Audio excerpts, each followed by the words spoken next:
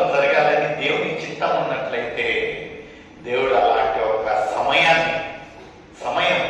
అందుకనే ప్రతి ఒక్కదానికి ఒక సమయం అనేది ఉంటుంది. ఈ యొక్క సన్నివేశాన్ని చూస్తూ ఉన్నట్లయితే ఆ ఒక యాకోబు గురించి మనం చూసినట్లయితే లిటిల్ జేమ్స్ అంటారు. లిటిల్ జేమ్స్ ని ఏమంటారండి తెలుగులో? యాకోబు, చిన్న యాకోబు అంటే శిష్యులలో ఇద్దరు ఉంటున్నారు. అందులో ఒక ఆయన వచ్చేసి యేసు ఒక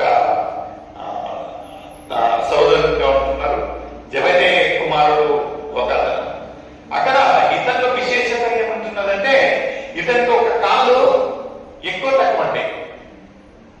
తక్కువ అంటే నడవడము కొంచెము తరబడతాడు. అలాంటి ఒక వ్యక్తి ఎన్ని అద్భుతాలు యేసయ్యతో తిరుగుతూ చూస్తూ ఒకరోజు యేసయ్య పోతూ యేసయ్యను వెంబడిస్తా అంటే ఎవరైనా మనల్ని వెంబడిస్తా ఉన్నారు అనుకోండి, మనకు సడన్ గా అనిపిస్తుంది దాని మీద వచ్చి కావాలి, ఇతడికేమో ఆశిస్తా ఉన్నాడు మీరు తెలిసిపోతుంది. యేసయ్యని తిరిగి చూశాడంట. చూసి ఏదైనా నన్ను వెంబడిస్తా అంటున్నావు, ఏది విషయం అంటే ఆయన మౌమాటంలో తండ్రి నేను ఏమడగలను నాకు తెలియదు, ఆయన అడిగితే ఎట్టుంటుందో నాకు తెలియదు, అడిగేనా అవుతా అంటే యేసయ్య చెప్పాడంట, నువ్వు నా శిష్యుడు కదా, నా ప్రియమైన శిష్యుడిని అడుగు, నీకు స్వేచ్ఛ ఉంటున్నానంటే ఆయన అడిగిన ఒక మాట ఏమంటున్నదంటే నువ్వు మాకందరికీ అధికారం ఇచ్చావు, నీ పేరు మమ్మల్ని స్వస్థత చేసే ఒక అధికారం మాకందరికి ఇచ్చావు, మీరు మా కళ్ళ ముందే ఎంతో అద్భుత కార్యాలను స్వస్థతలు చేశారు. అయితే నేను అడగాల్సిన ఒక విషయం ఏముంటున్నదంటే నేను ఎవరైతే నిన్ను వెంబడించి అంత తిరుగుతాంటున్నామో నా పరిస్థితి ఒకసారి చూసావా? నా పరిస్థితి చూసావా?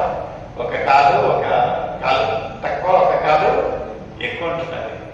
నేనే కుట్టుకుంటూ వెళ్ళి ఎవరినన్నా స్వస్థత చేశాను అనుకోండి,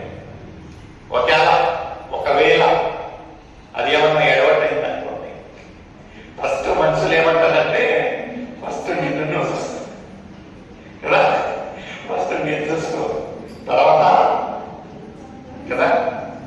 ఇది ఏం బాగుంటుంది? యేసయ్య నన్ను స్వస్థత చేసిన తర్వాత మాకు వీటి అధికారం ఇస్తే బాగుంటుంది అంటే యేసయ్య చెప్పాడంట చాలా చక్కగా.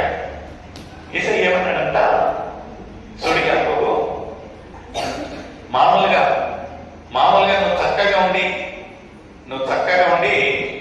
నువ్వు అద్భుతాలు చేశారనుకోండి, ఆ వ్యక్తి నలుగురికి చెప్తాడు, ఆ 40 మంది చెప్తారు, 40 మంది చెప్తారు. అయితే దేవుడు ఏ ఒక్క క్యారెక్టర్, ఏ ఒక్క రూపము, ఏ ఒక్క లోపము చూడకుండా, ఏ ఒక్క పక్షపాతం లేకుండా ఆయన ఒక అధికారాన్ని ఇలాంటి ఒక వ్యక్తికి ఇచ్చి నీకు ఇంత లోపం ఉన్నను నీకు దేవుడు ఆ ఒక అధికారం ఇచ్చి నువ్వు స్వస్థత చేసినావు అనుకోండి, అది చరిత్రలో నిలుస్తుంది. హల్లెలూయా, హల్లెలూయా. ఎంత చక్కగా ఇది ఒక మీరు చూసినట్లయితే యూట్యూబ్ లో లేకపోతే ఎక్కడన్నా గూగుల్లో టైప్ చేయండి, little James ask Jesus to heal. ఆ ఒక వీడియో క్లిప్పింగ్ చూసినట్లయితే నిజంగా మన ఒక జీవితాలలో ఒక్కొక్కసారి ఏమనిపిస్తుంది, నాకే బీపీ షుగర్లు ఉన్నాయి, ఈ వీడియో నాకు ప్రేర్ చేయమని. చూడండి ప్రియమైన సోదరి దేవుడు ప్రతి ఒక్కరికి ఆ ఒక అధికారం ఇచ్చి ఉంటున్నాడు.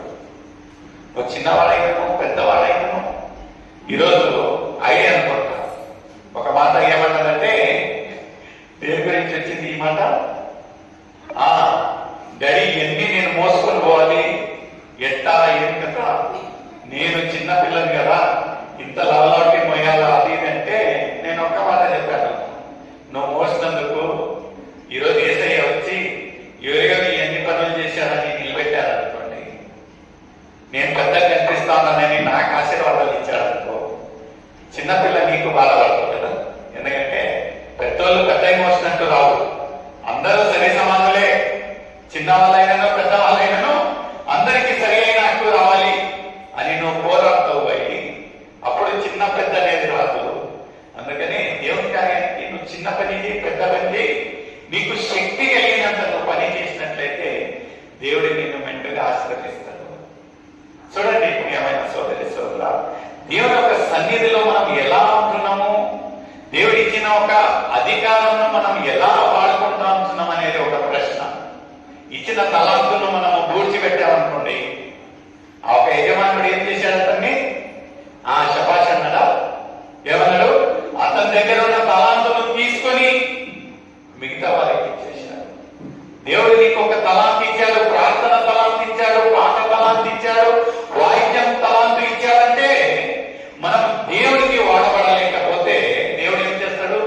ఒక్క వారం చూస్తాడు, రెండో వారం చూస్తాడు, మూడో వారం నీ లాభం లేదు అని ఏం చేస్తాడంటే నీ దగ్గర ఉన్న తలాంతును తీసుకొని, ఇక్కడ ఒక యాకోబు అడిగాడంట, నైనా ఫస్ట్ నన్ను స్వస్థత నేను తర్వాత పోయి చేస్తానంటే దేవుడు చెప్పాడంట, నో, ఇది దేవుడి చిత్తం కాదు.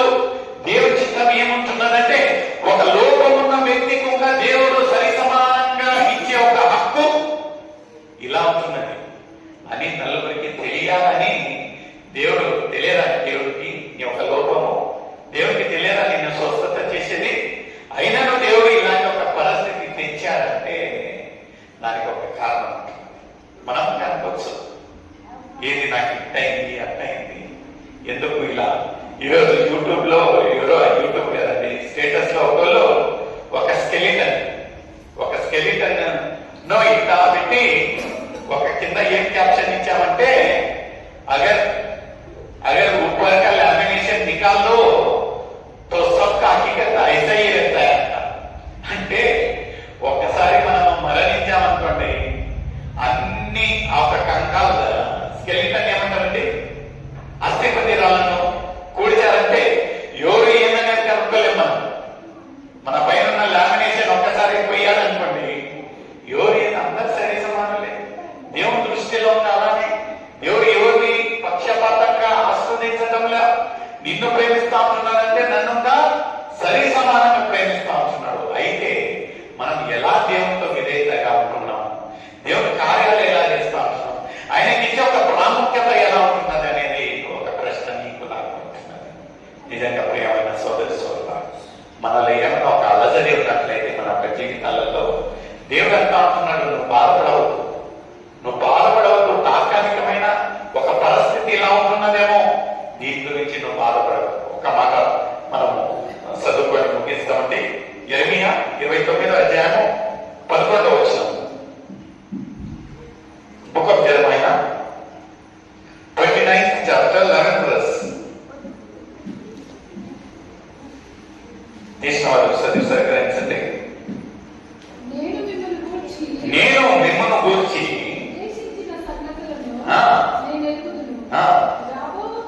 రాబో కాలమున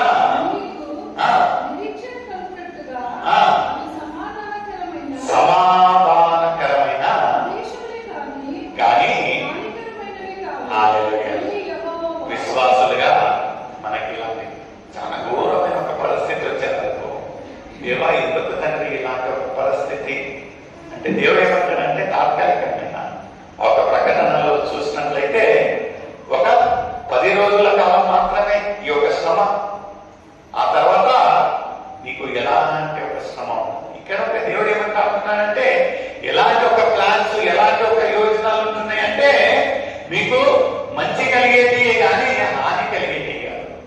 అయితే ఏం చేయాలంటే మనం దేవునిలో నిరీక్షణతో విశ్వాసంతో ఉన్నట్లయితే అలాంటి ఒక అద్భుత కార్యాలను మనం చూసేలాగుంటున్నాం.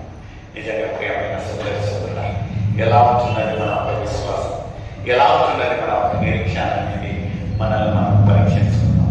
మనం అందరం కన్ను మూసుకున్నట్లయితే నిజంగా దేవుడికి ఇంకా మనం దూరంగా ఉన్నట్లయితే ఇదే అనుకూలమైన సమయం, ఇదే రక్షణ దినంగా ఉంటున్నది. మనం అందరం దేవుని ఒక పాదాలు ఎత్తు మన ఒక విరిగి నలిగిన హృదయాలను పెట్టి, దేవా నేను ఒక పాపిని రచ, ప్రభావికి ఎంత ఆయాసకరమైన క్రియలు చేసించున్నాను, ఎంత నిర్లక్ష్యంగా నేను ప్రవర్తించున్నాను రాజా, దయతో నన్ను క్షమించండి, నీ యొక్క సాక్షి బిడ్డగా జీవించడానికి నాకు సాయం దయచేయండి అంటే ఆయన ఒక పరిశుద్ధ ఆత్మతో కలిగి నిన్ను ఆయన బిడ్డగా అంగీకరించడానికి వేచించున్నాడు. ప్రియమైన సోదరి సోదరులు, మన ఒక నోరులను పెంపు, మన ఒక హృదయాలను దేవునికి సమర్పించున్నాం. నిజంగా నమ్మగలిగిన దేవుడు, ప్రేమ కలిగిన దేవుడు, నిన్ను నన్ను ప్రేమించిగా ఉంటున్నాడు. మనం మౌనంగా ఎవరుండకుండా మనమందరం ప్రార్థిస్తాం. దేవా, నా పరిస్థితి ఇలా ఉంటున్నది, మా పరిస్థితులను మార్చే దేవుడుగా ఉంటున్నావు, స్థితిగతులను మార్చే దేవుడుగా ఉంటున్నావు రాజా. దయతో నన్ను క్షమించండి, ఈ యొక్క బిడ్డను అంగీకరించండి అని మనం యథార్థంగా దేవునికి మనం విరిగిన హృదయాలను సమర్పిస్తాం. అదే రీతిగా మన మధ్యలో ఉన్న మోబు భాస్కరన్న గారు ఆఖరిగా మన యొక్క ప్రేయర్స్ నిమిత్తంగా, ఈ యొక్క వాతావరణం నిమిత్తంగా, అదే రీతిగా ఎవరైతే ఈ యొక్క ప్రేయర్స్ రాలేకపోయినారో వారిని వచ్చే వారం సకాలానికి దేవుడు నడిపించేలాగా ప్రార్థించి